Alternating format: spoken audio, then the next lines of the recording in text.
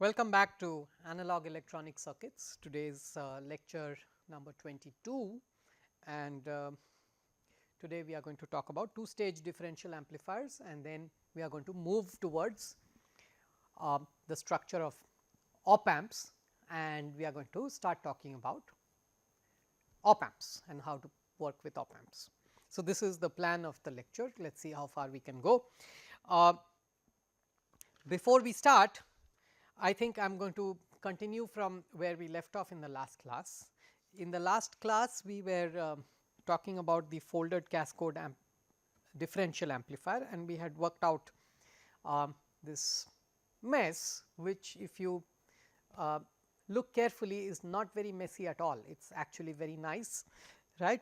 You have got so many transistors, and we started from one transistor. We have come a fairly long way, and I am very excited about this because we started from one. Now we are at something like 20 transistors, right. We are able to comprehend, and one of the important things in our being able to comprehend out of this, there are two things. One is symmetry, right. This side is the same as the other side, symmetry, that makes things easier, and the other are these current mirrors. Okay. The current mirrors are really playing a very important role over here. They are setting the currents in all the different branches of the circuit. So, you cannot underestimate the power of these current mirrors. Okay. So, we spent a little time on current mirrors some time back, and ever since it has been a ride, right. After looking at current mirrors, I am biasing only with the help of current mirrors. I am mirroring, this is a mirror of a mirror, right. You start with a mirror, then you mirror it over here, and then you set the currents here as well as here, right. You start with a mirror and then you set the currents over here, right. So, everything is based out of these current mirrors, and it is actually very nice, and you start with one transistor, a one transistor circuit, and suddenly now you have built up this mesh of transistors, right. And if I had thrown this circuit at you, even 15 lectures back or 10 lectures back, you would have immediately run away from this course, right, because this looks like a big mess. Okay, I throw this at you 10 lectures back earlier, and you would be totally taken out. I mean, you would have run away from this course. This course you would have given up immediately. But now, after all these current mirrors, right, this looks pretty straightforward, right. I naught by 20, it is going to mirror over here, right. That is going to mirror I naught by 2 on this side, I naught by 2 on this side. It is going to mirror I naught and I naught through these two devices, I naught through this, I naught by 2, I naught by 2. They are going to nicely add up. There is some structure inside this. So, I am very excited about this. Okay. I do not know how excited you are, but I feel very excited that we have come quite a long way from one device to 20 devices. I do not know what the count of devices here is, but and it is comprehensible. It is not totally out of context. I have not just placed these 20 transistors randomly. Each transistor over here is playing a role. Okay. It is setting some, either setting some operating point voltage, or it is doing some mirroring action, or it is a tail current source, or it is some active load. Okay. Lot of different responsibilities for each of these devices. Okay. Now, there was one little thing that we skipped out of in the last class because of shortage of time, right, and that was we needed the voltage over here to be 1 volt. If I had used a regular Wilson approach, then I would get 0.7 and 1.4 over here, and 1.4 was a little too much because with 1.4 I was unable to do justice with this device, I was getting exactly the same as the telescopic cascode amplifier, right, exactly the same swings as with the telescopic cascode, and that was really not very nice. I want to set this to 1 volt or lower, lower is better, right. Can I set it, maybe even not to 1 volt, can I set it to 0.9? 0.9 is acceptable. Okay, 0.9 would be optimal, right. So, can I do that? And I think what you have to recollect over here, so I am just reminding you once again.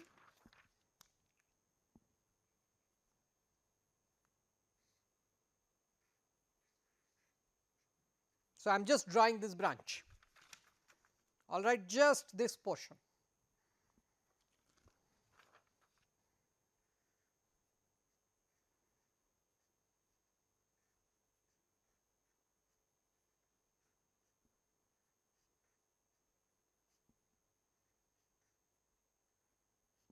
If I do the regular Wilson, this is the regular Wilson, I was getting 0.5 plus 0.2. So, 0.7 over here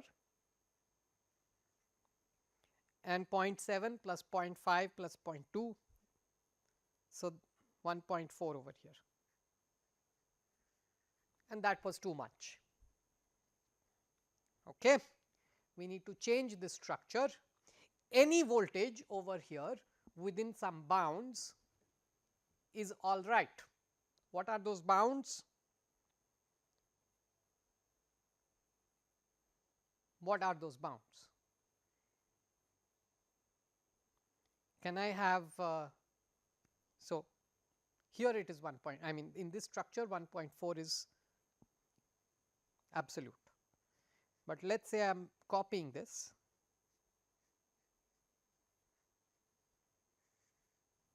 Okay.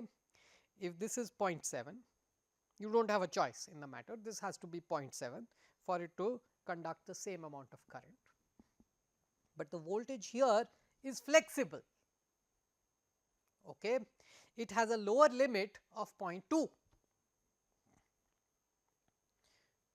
which means the voltage at this gate can be anything above 0.9.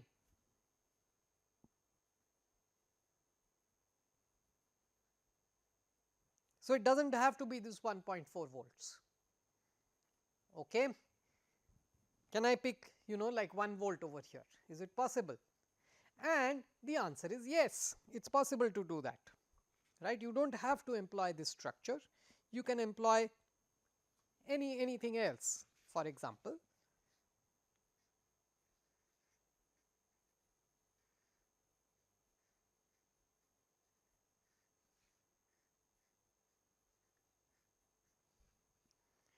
this is an alternate.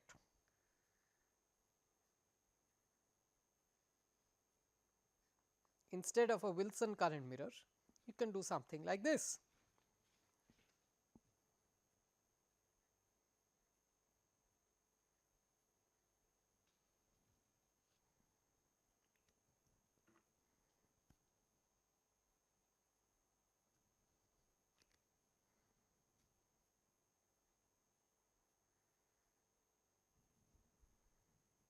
You could have done something like this.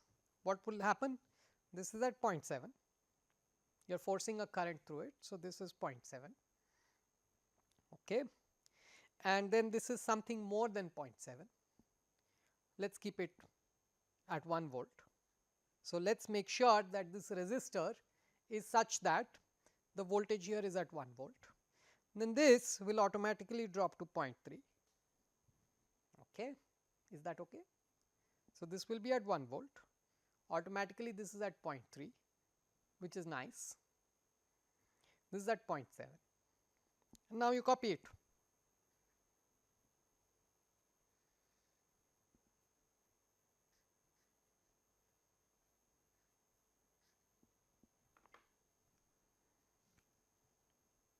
So, all you have to do is choose a value of resistor over here such that the drop across that resistor for the given amount of current I naught by 20, let us say is the current, Okay.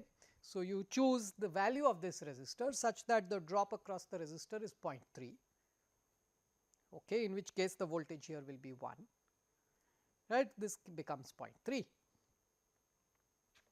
Okay. So, it is just a matter of choosing a resistor, and now this is also an accurate current mirror because this is 0.3, this is 1 volt, right, 0.7. So, this tries I naught the same amount of current I naught by 20. It tries to pull I naught by 20, but when it does pull I naught by 20, this develops a voltage drop of 0.7 VGS. So, this becomes 0.3, which means this is 0.3, 0.70, 0.3, 0.70. So, this is exactly equal to I naught by 20 as long as the mirror ratio is 1:1. Okay. So, this is also a true replica of the current. This is very nice, in fact. This is a very nice current mirror. Then this is one strategy. Another strategy would be what we did some time back in class. So, this was another strategy that we had studied. We said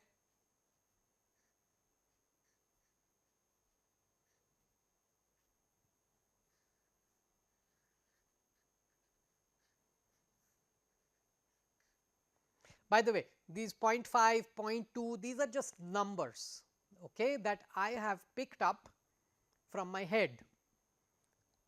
In reality, it will not be 0.5 and 0.2. In reality, you will need VGS minus VT maybe of 250 millivolts, 150 millivolts, something. Okay. VT could be 0.5, VT could be 0.4, it could be 0.3, it could be 1 volt, whatever it is, right. So, accordingly you figure out what these numbers are. So, do not blame me for the numbers, all right. I am just letting you know in advance. The numbers I have picked are reasonable, they are realistic, however, they are not the absolute ones. So, a second strategy that we had discussed in class was to allow this to be exactly the same as before, like the Wilson, but then we will create a voltage drop over here with the help of one more device.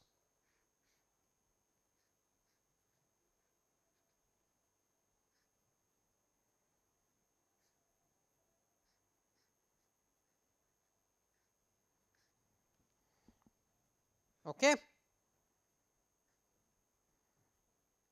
What are you going to do?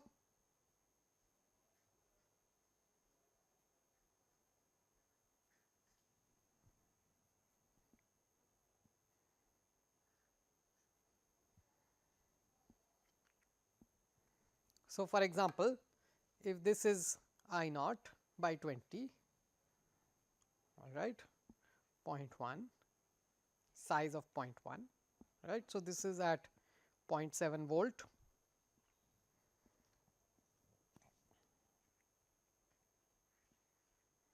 this is at 1.4 volts, okay, and this is also of size 0.1, let us say. So, it tries to reflect I naught by 20, and I want this voltage to be at 1 volt. I start from a voltage of 1.4, I want to generate 1 volt over here, suppose. Okay, how will I do it? All right, let us try to generate 0.9, okay, not 1. 1 does not work out with this. Okay. I try to generate 0.9 by dropping Vt across this device.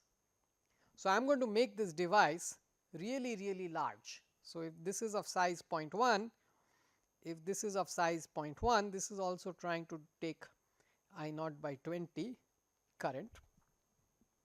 Okay. I make this device, instead of a size of 0.1, I make it a size of 10. So, 100 times larger. So, W by L is 100 times larger, that automatically means VGS minus VT is going to be 10 times smaller. So, I started from 200 millivolts, 10 times smaller is 20 millivolts. It is no longer in strong inversion, okay, which means it is in moderate inversion, it is a tiny amount of VGS minus VT that is required, almost nothing. Effectively, the drop across VGS is going to be just VT. Okay, so, I started with a VT of 0.5, this means this is at 0.9, a VT lower. Alright, so this is also one strategy, and this actually gets you to 0.9, just right there. Alright, this one was very nice, but you had to depend on a resistor. Resistors are, they change their value with temperature, all kinds of funny things happen, you might not get exactly the right value that you want on an integrated circuit. Here there are no resistors, this is just plain transistors, you are just making one device much larger than all the others and taking advantage of the situation. Okay, so, there are multiple tricks to create this voltage. Now, you create this voltage and apply it everywhere. Fine? Okay. So, this is this was some leftover stuff from the last class, and now what we are going to do is we are going to say that all right, now we know how to make differential amplifiers, and the ordinary differential amplifier will have a gain, a voltage gain of, let us say, the intrinsic gain of the MOSFET, one stage. The cascode amplifier will probably have more gain than that, because its output impedance is intrinsic gain times the ordinary output impedance. Okay. So, the effective gain of the cascode amplifier will be intrinsic gain squared. Fine. Okay. So, if I start with an intrinsic gain of 40, then maybe the cascode amplifier will have a gain of 1600, whereas the single stage differential amplifier will have a gain of 40. 1600 is not bad, okay, for an op amp. So, a cascode differential amplifier could work as an op amp straight away. So, this mega circuit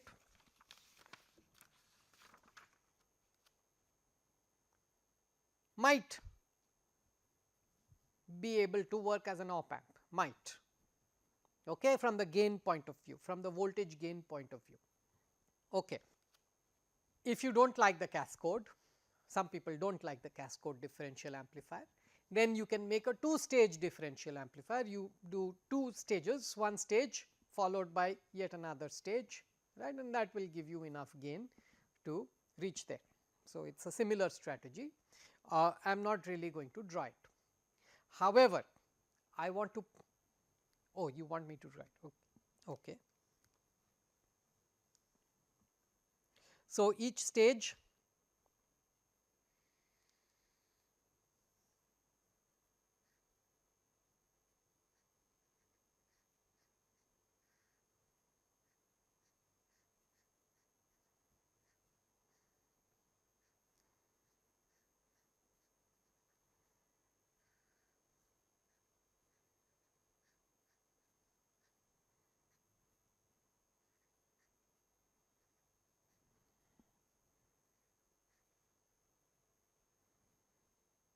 what do I place here, current source or MOSFET?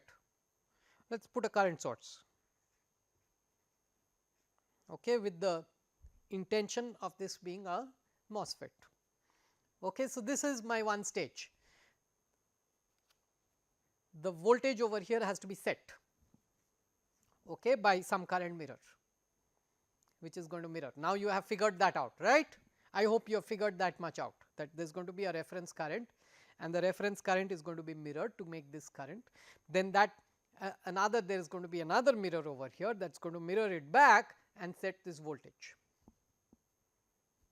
Okay, so, by now I hope you have figured the strategy, figured out the strategy. Okay. Now, we are not going to stop at one stage, we need one more stage of gain. So, we are going to take these two outputs and apply them to a second stage. Now, a second stage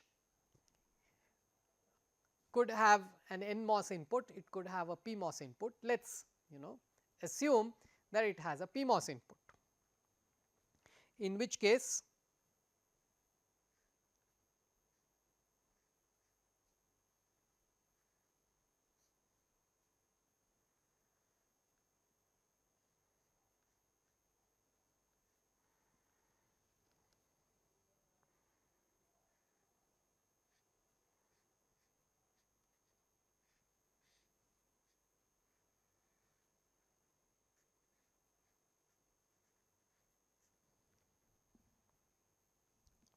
what is it?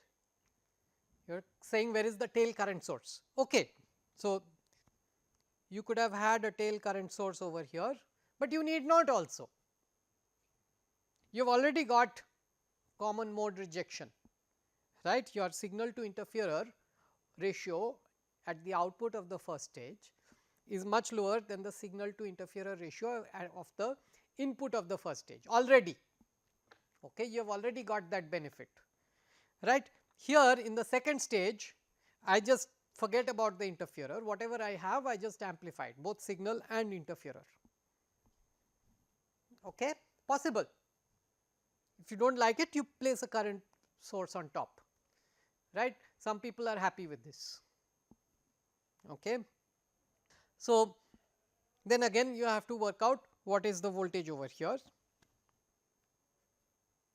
You can work it out with the help of the same current mirror will work, for example. One more strategy is that I am applying input to PMOS. Who said I should apply input to PMOS? I should probably apply input to the NMOS and leave the PMOS as the load, right. One possibility is there. Another possibility is that you could apply PMOS to input to the PMOS as well as the NMOS. Why not apply to both? And that will give you both of the GMs. So, you will get GM of this as well as GM of the second one, right. You will get the sum of the GM of these two. You are not clear? Yes, this looks like the CMOS inverter, right, the digital inverter. Okay. You do not like it, I think this is a digital circuit. The CMOS inverter is an analog circuit. Okay.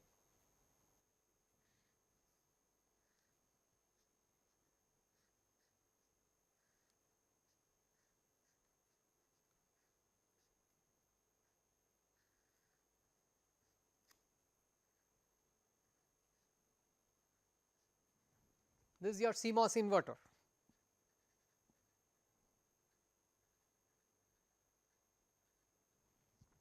Okay. The idea is that if the voltage at the input is high, then the NMOS is on, the PMOS is off, and that pulls down the voltage at the output. So, if the voltage at the input is high, then the voltage at the input is connected to output is connected to ground.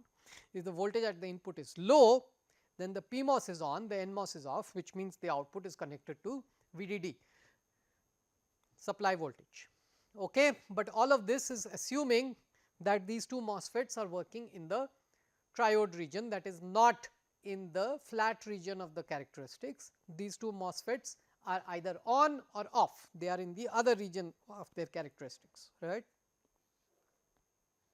You are assuming that your operating condition is over here, VDS is very small or it is very large, right. When it is very large, I is 0, VGS is low. So, in one case VGS is 0, VDS is high. So, you are on this x axis. In the other case, you have got VDS is 0. So, the MOSFET is on, which means you are on at this region, you are in the triode region. Okay. So, you are operating the MOSFET as a switch. All right. So, that is the action in the CMOS inverter. However, who asked you to operate it as a switch? Why are you applying input as 1, input as 0, right? Let us apply input as a small signal around a DC operating point. So, let us assume that both of the devices are in saturation, are in their flat regions at the same time. So, the same current will flow through both. I can work out in that case the DC operating point required at the gate. So, for specific value of the gate voltage, this current is going to be equal to that current K into VGS minus VT the whole squared of the bottom one will be equal to K into VSG minus VT whole squared of the top one. Okay.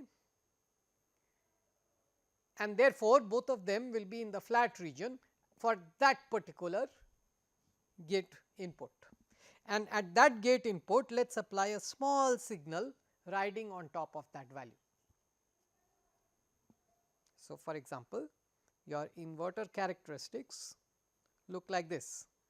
When the input voltage is low, the output is high. When the input voltage is high, the output is low.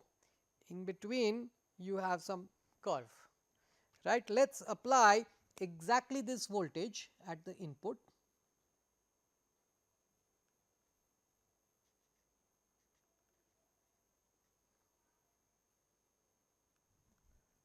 Okay. Let us apply exactly that voltage and then we will apply a small sinusoidal wave on top, a small signal riding on top of that input. So, when I have exactly that input, my output is in the middle, right, and then I apply a small sine wave, I get a large sine wave at the output because of the high slope. Okay. So, I can use the inverter, the CMOS inverter as an analog amplifier. Okay. What is the small signal equivalent of this? So, you have got MOSFET, NMOS. So, you have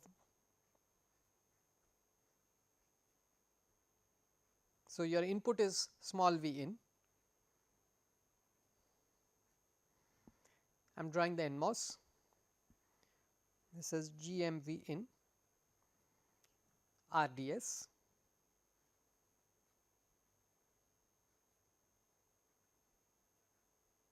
GMN V in RDSN from the output to ground, and then let us draw the PMOS also. What is the PMOS doing? For the PMOS, this is the drain, that is the source. So, it is going to be exactly the same.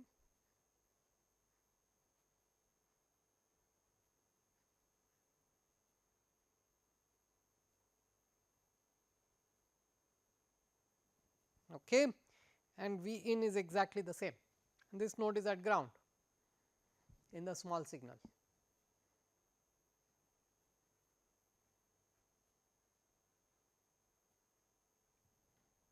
All right. So, effectively you have got GM of the NMOS plus GM of the PMOS times V in, that is going to be your short circuit transconductance. So, if I put a short circuit over here, short circuit experiment, the transconductance will be GM of V in, GM N times V in plus GMP times V in. So, GMN plus GMP times V in is the transconductance, short circuit. Output impedance V in is 0.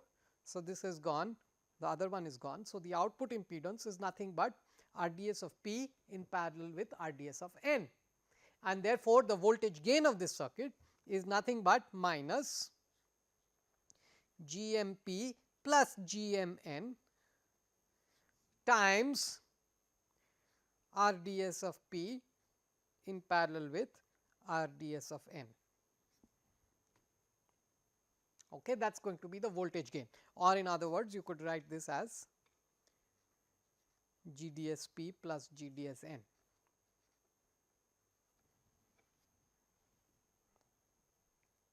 Fine.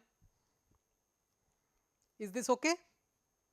So, if you had just one, if you were amplifying just with the NMOS and this gate was connected to ground, then you would have got GMN as the transconductance and the output impedance would be the same, RDSP in parallel with RDSN. Now, you have got transconductance of GMP plus GMN. Okay, so you have got a benefit in fact. So, you get even closer to the actual intrinsic gain of the MOSFET. Okay. So, this is not a bad design. This design is not bad at all, right. I just pick an inverter as the second stage, a CMOS inverter can do a pretty good job sometimes. All right. So, this could be a two stage amplifier, first stage, second stage. Second stage does not have any common mode rejection. The carrier, the signal to interferer ratio at the input of the second stage is the same as the signal to interferer ratio at the output of the second stage. However, the signal to interferer ratio at the output of the first stage is much smaller than the signal to interferer ratio at the input of the first stage, because of this tail current source, right, which creates common mode rejection. How does this tail current source create common mode rejection? The common mode half circuit becomes something else.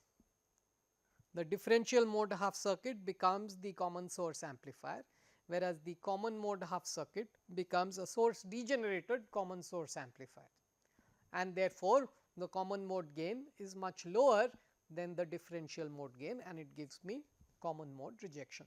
We have talked about all of this before, I am just repeating myself so that you get it. Okay. So, I am repeating. All right, this is the two stage amplifier, and this two stage amplifier is far simpler than far simpler than this, for example, right. It has a lot of transistors, right. You have got 8 plus 1, 9 transistors over here, right, and then I have not drawn the bias network. You will need some biasing, right. You will need you need a reference current source plus a mirror, right, and then one more mirror, right, another 2 transistors to do the PMOS, and then at times you might want a cascode mirror and so on and so forth to get more accurate values. Okay. So, this is the two stage amplifier. Now,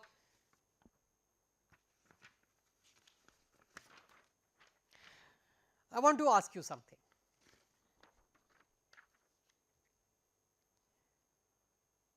Whether I make a single stage amplifier or a two stage amplifier or a cascode amplifier, right, it is either this or this, right, whatever it is, the output impedance of this amplifier, is it large or is it small?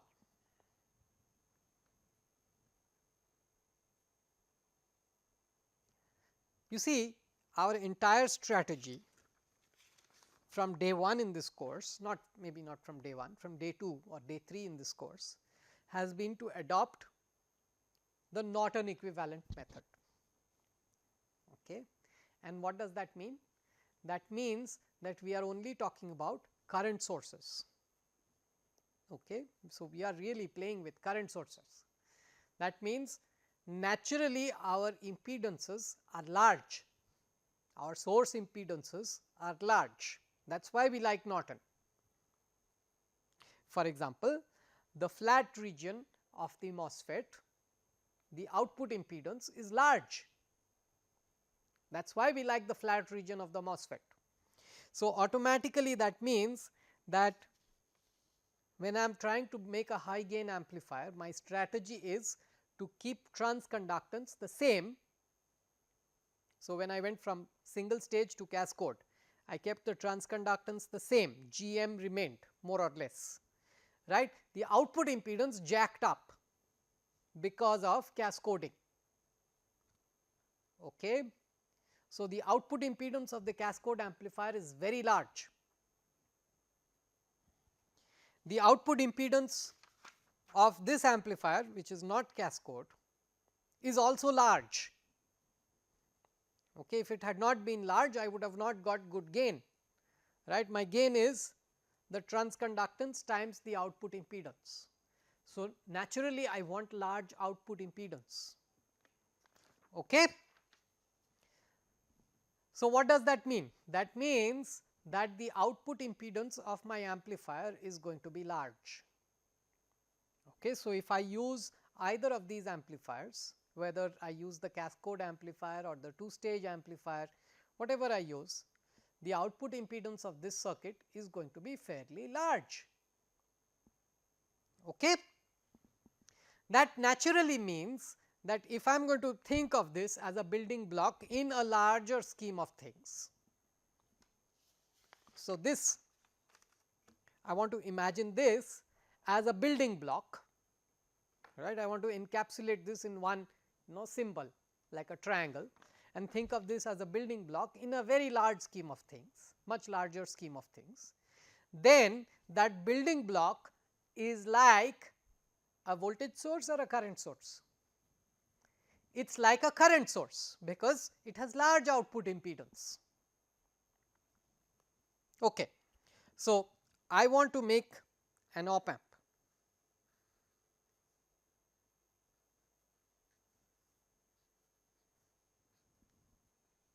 Okay. And what is the property of an op amp? Do you know if it has large output impedance or small output impedance? Small, right, because the op amp you think it is going to work like a voltage source. Yes, you think the op amp is going to work like a voltage source, right, voltage controlled voltage source. It is going to amplify the difference between plus and minus by a very large number and give you a corresponding voltage at the output. So, this is ordinarily what we think of as the op amp. But does it matter if it is a voltage source or a current source? Well, to some it matters, and what we do is instead of, so this is called the op amp. So, the op amp is technically a voltage source, okay, which means that it should have low output impedance, not high, right. The ones that we have designed are not op amps. Why? Because the ones that we have designed have very high output impedance. All right. So, the ones that we have designed, we call them operational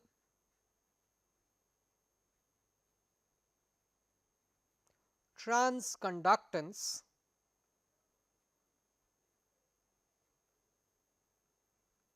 amplifiers.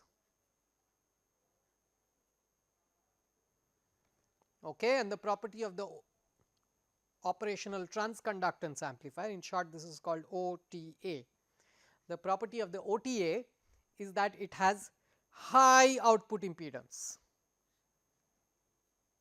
So, it is a voltage controlled current source.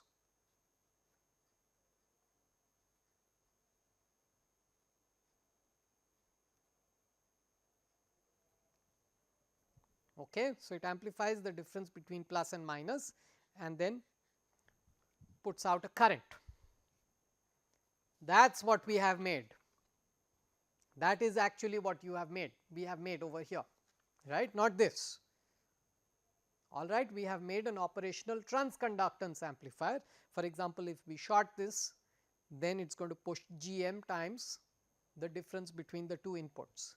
However, if we leave it open, then it is going to try to push the current, but it will end up making a voltage. Okay, if we do not allow it to push the current, it is going to try to push the current, right, but instead of pushing it through the output node, it is going to push it through its own output impedance and it will create a large voltage. So, it will end up producing a large voltage, right. So, it will have a high voltage gain if the output is left open, but if the output is not left open, if you connect a load to the output, then it is going to push that current through the load and create whatever voltage it creates. All right. So, this is what we have made. If we wanted to make an op amp, what needs to be done? You have to buffer this up, right. So, you take this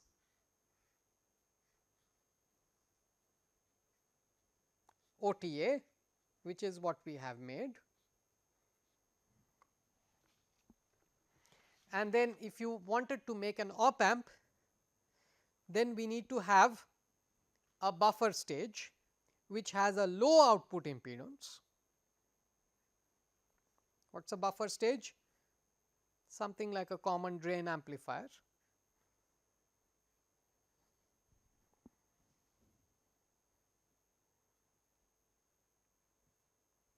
Where is this common drain amplifier coming from? It is a source follower, okay. It does not take any current, the gate is not taking any current, okay. So, no current is going in. So, this voltage is going to be very high because it is the OTA is trying to push a current, it cannot push a current, it pushes the current through its internal output impedance. So, you get GM of the OTA times the output impedance of the OTA, which is the large voltage gain of the OTA, right. And then there is a buffer. This common drain stage has a voltage gain of approximately 1, it is actually less than 1 in this case, right. And therefore, you get a large voltage gain, and the output impedance of the common gate stage is low or high? It is low. Okay. So, a common so an OTA that we have made, if I follow it up with a common drain stage, then I manage to make an op amp. So, this thing is an op amp. If I do not, then it is not an op amp, it remains an OTA. All right. So, let us keep this understanding in the background. So, there is a subtle difference between a real op amp and what we have made.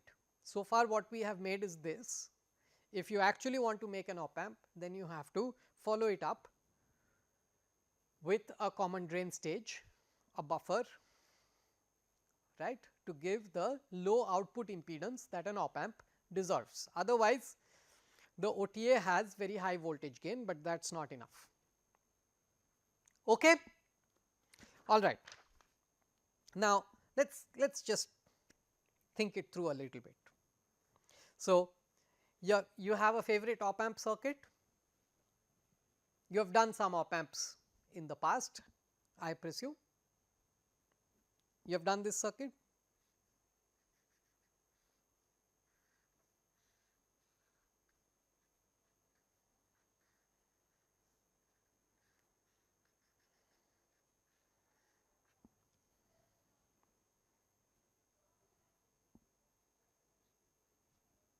You have done this circuit?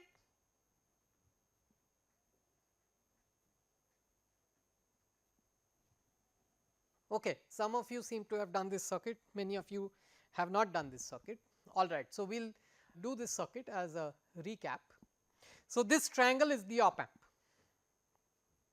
okay, this triangle with the plus and minus signs. Okay. This op amp contains a very high gain amplifier, voltage controlled voltage source inside, such that the output voltage is that very high gain times the difference, this difference plus minus minus at the inputs of the op amp.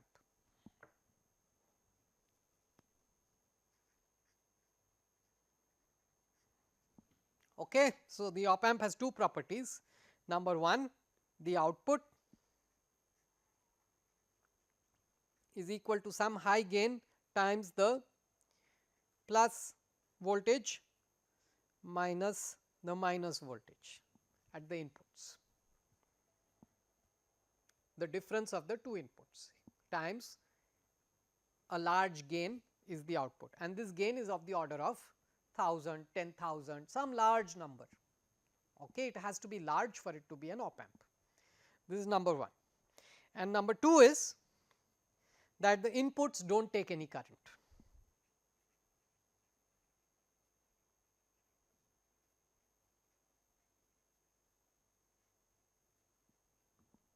okay.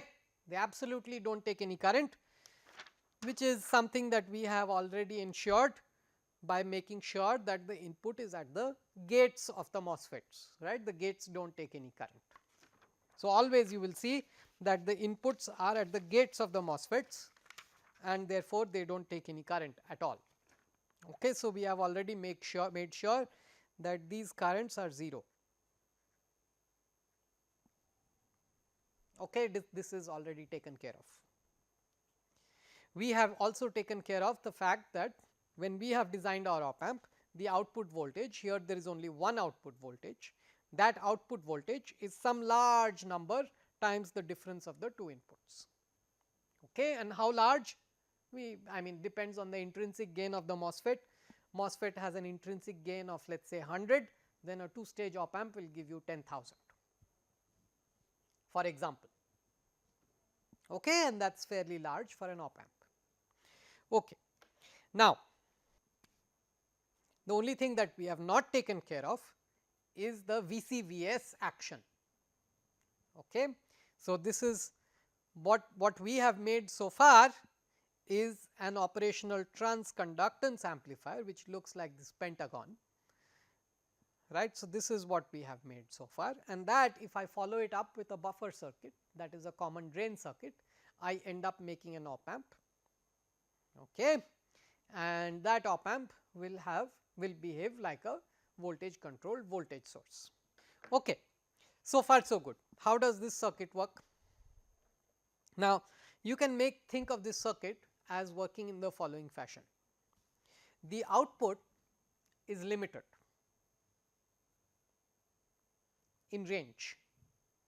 The output of the op amp can't be unlimited, right. This A times difference of the two inputs, this is valid only within the swing limits of the output, for example. Okay.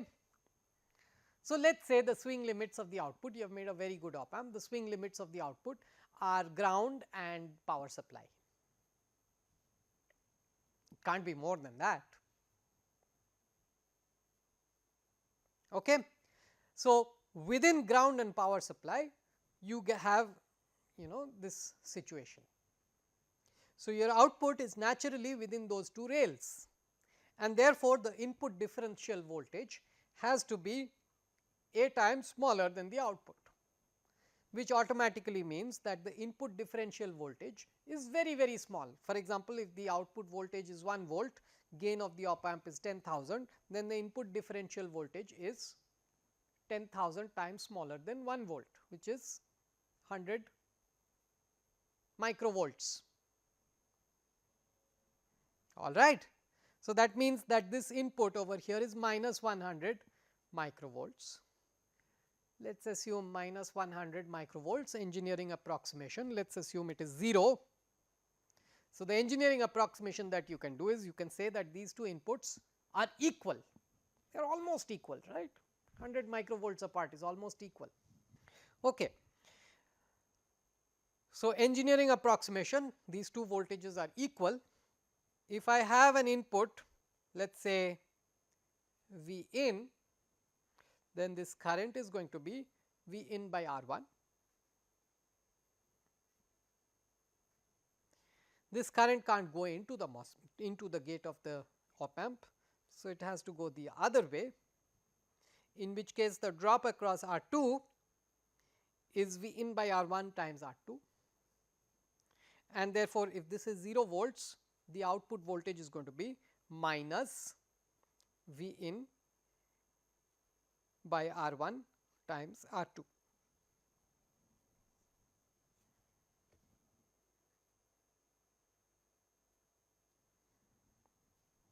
Okay, or in other words, V out by V in will be minus R2 by R1.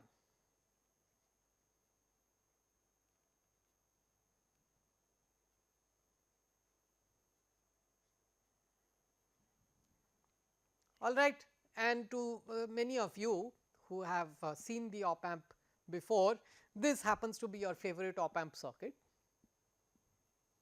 Is it or is it not? It is not. You have got one more. Okay, there is one more favorite op amp. This is the second favorite op amp circuit, is it? Okay. Okay, this happens to be your second favorite op amp circuit. There is one more op amp circuit that happens to be your favorite in that case.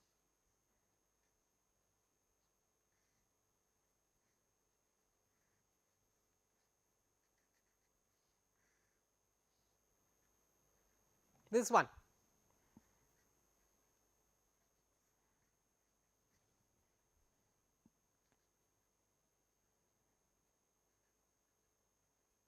Okay. So, this is your favorite op amp circuit. For those who have not seen this circuit, once again let us do the same argument. I have got a reasonable amount of V out, which means that if the op amp gain is very high, then the input differential voltage is nothing, which means that if this is V in, the voltage here is also, engineering approximation, is also V in. That means that this current is V in by R 1. If this current is V in by R 1 and the current in the minus terminal is 0, then that means all of that current is coming through R 2, V in by R 1 current is coming through R 2. Okay.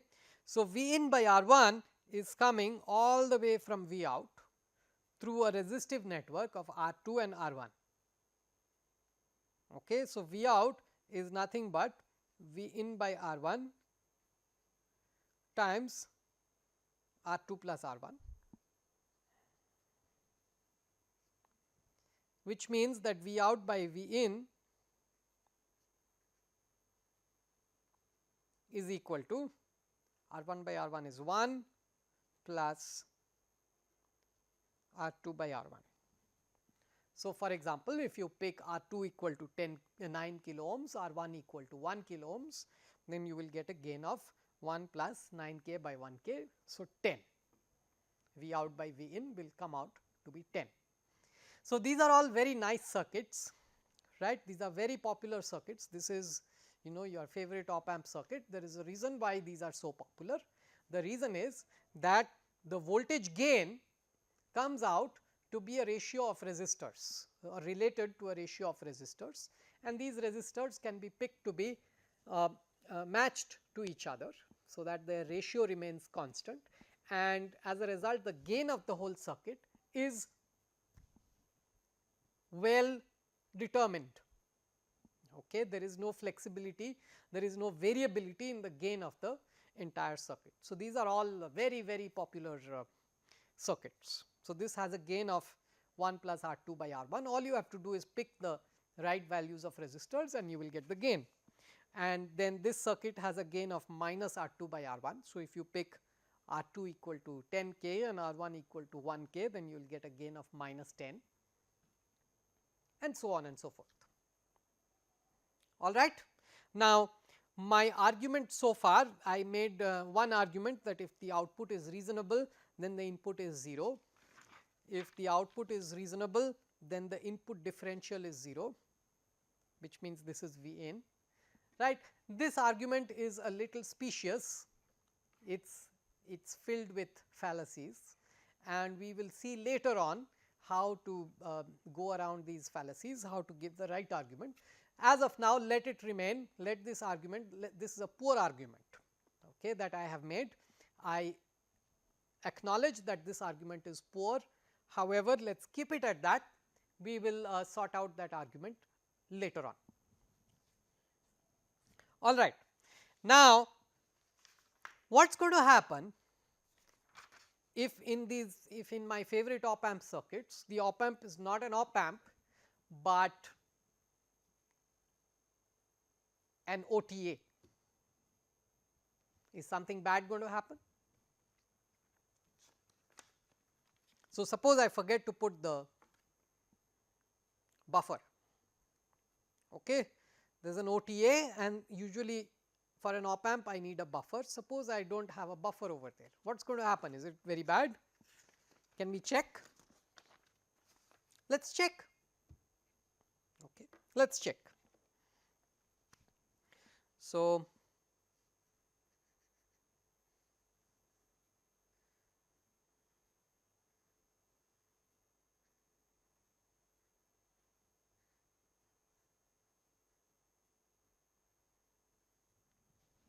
So, this is an OTA, and let us say the transconductance of the OTA is capital GM. Okay, if it is a cascode amplifier, this capital GM is approximately equal to small gm.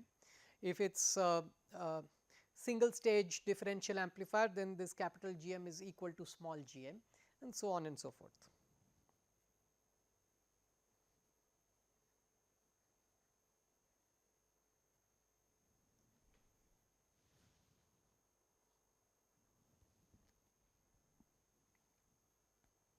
Okay. So, this is my circuit, all right, and let us say in addition to capital GM, this transconductance amplifier has an output impedance of R out, okay, and the product of GM and R out is very large. GM times R out is a very large number of the order of, let us say, 10,000. Okay, that is the only thing that I have in hand. R out is large, GM is something, right. Accordingly, GM times R out happens to be, let us say, 10,000, and I have R1 and R2.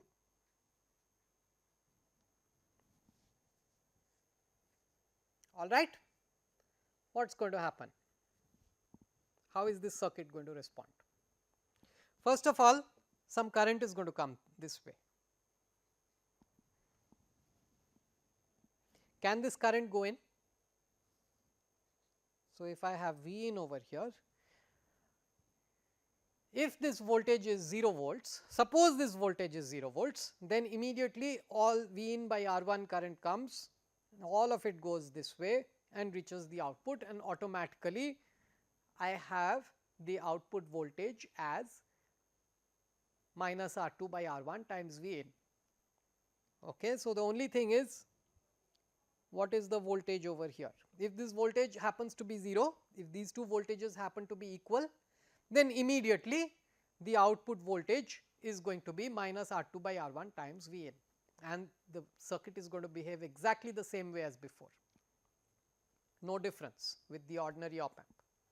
Okay. What is this voltage? Let us say this voltage is not 0, let us say it is some Vx. Okay. In that case, what is this current? The difference is Vx. So, the current is Vx times Gm. It is trying to push that current out.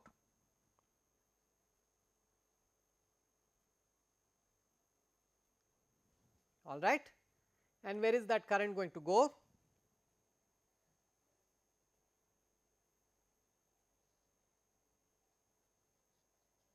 That current has to flow this way.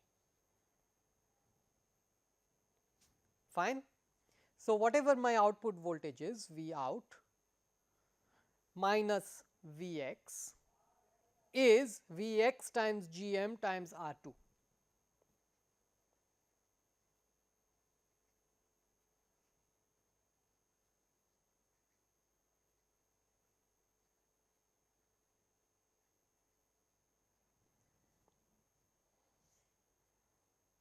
All right, and this current Vx times Gm, this current flows like this, but this has to be exactly the opposite of V in minus Vx by R1.